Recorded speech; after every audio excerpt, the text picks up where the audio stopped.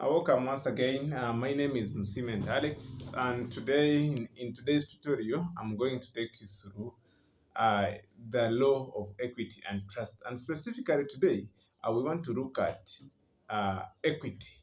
What is equity? How did equity evolve? The development of equity, application of equity, different kinds of how equity differs from common law and how are they different. And I want to first guide you on the definition. What is equity? Equity is basically the the rules of fairness, the rules of public morality, the rules of natural justice. So you can't deal with equity without tackling natural justice, without tackling equality, without tackling public morality. And you need to know that an equity is part of Ugandan laws and has been applied in Uganda, uh, right from the constitution to the statutory laws. Equity is applied. So, in the Constitution of the Republic of Uganda, I want you to take a look at Article 126, Clause 2, Paragraph E. It provides for application of equity, where it actually provides that substantive justice shall be administered without due regard to technicalities. That is what we call natural justice. And from also, you need to also appreciate Section 14 of the Judicature Act. It also provides for the application of common law and actually doctrines of equity. It provides for its application, how it can be applied. You need to also look at the Magistrates Court Act, Cap 19. It also provides for application of equity and common law, specifically under Section 11, that is application of equity and common law in Uganda under the Constitution and under the Acts of Parliament. You need to know that when you actually appreciate that Section 14 of Judicature Act, Clause 2, Clause 3, and actually Clause 4 and 5, they will actually guide you on application of uh, uh, uh, common law and equity. Like I've said, in a real sense, in a legal sense, under the law, equity is a branch of law which before the Judicature Act of 1873 came into force, was applied in the demonstration of justice in courts of uh, judicature, in English courts actually. It was applied before the coming into force of the Judicature Act of 1873. So you need to know that uh, before before actually the ruling in the case in the R of Oxford's case, uh, common law, rather equity, was not so much important. Uh, that means before the R of Oxford's case, uh, common law was applied as against equity. But later, following the ruling in that case, then equity started being applied to that effect. You must always know that you can't deal with equity without appreciating equality.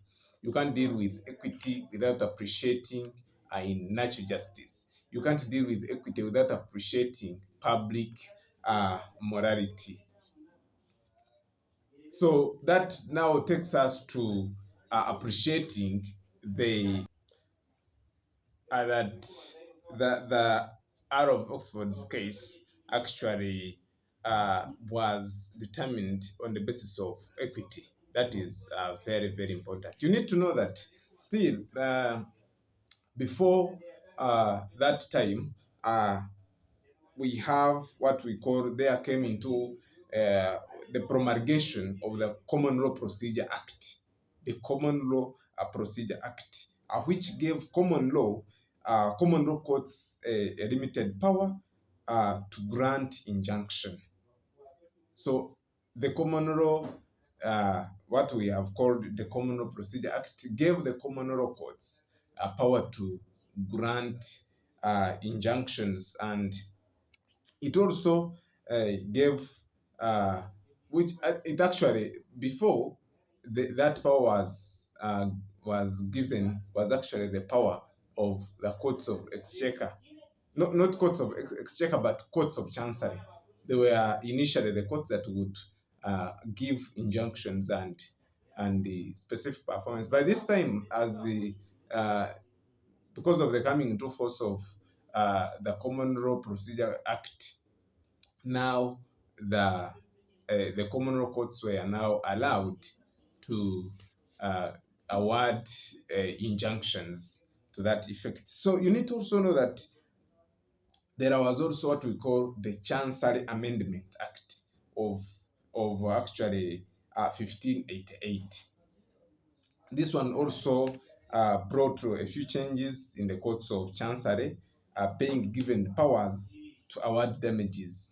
This was not the powers before, but as the coming into force of the Chancery Amendment Act, now the courts of chancery were allowed to award damages.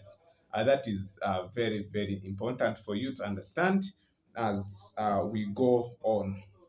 And you need to also appreciate that now the two courts started applying rules of the other.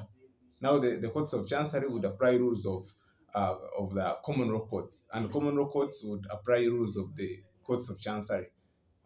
Just because of the effect was because of the two uh, acts that came into place, the Common Law Procedure Act and the Chancery Amendment Act. That is, they brought in a few changes, as I have actually highlighted. Then you need to also know that later on, the two courts were merged. The two courts were merged and were actually merged by the Judicature Act of 1853.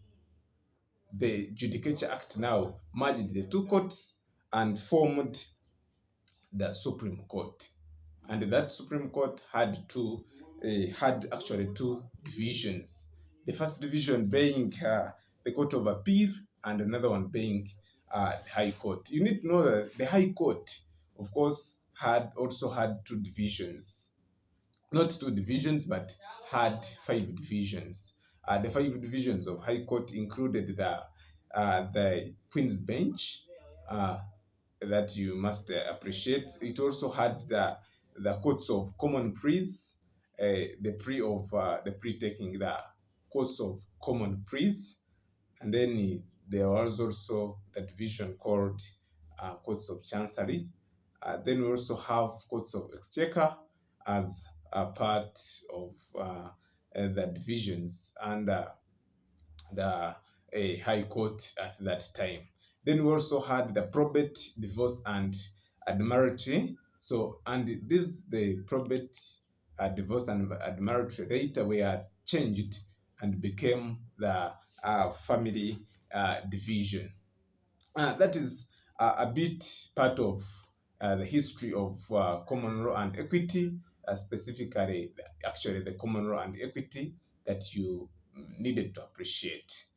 In the next tutorial, I will take you through the maxims of equity so that we can also appreciate them and we get guided more. So please go and appreciate Article 126, Clause 2E of the Constitution of the Republic of Uganda, 1995. You need to also go and appreciate Section 14 of Judicature Act. You also appreciate Section 11 of the Magistrates Court Act. Otherwise, I want to thank you so much. Thank you for watching. Please subscribe, share, and I need your comments. I always need your comments because we can't improve if you don't give your comments, if you don't request for clarifications. Thank you so much. We meet in another video.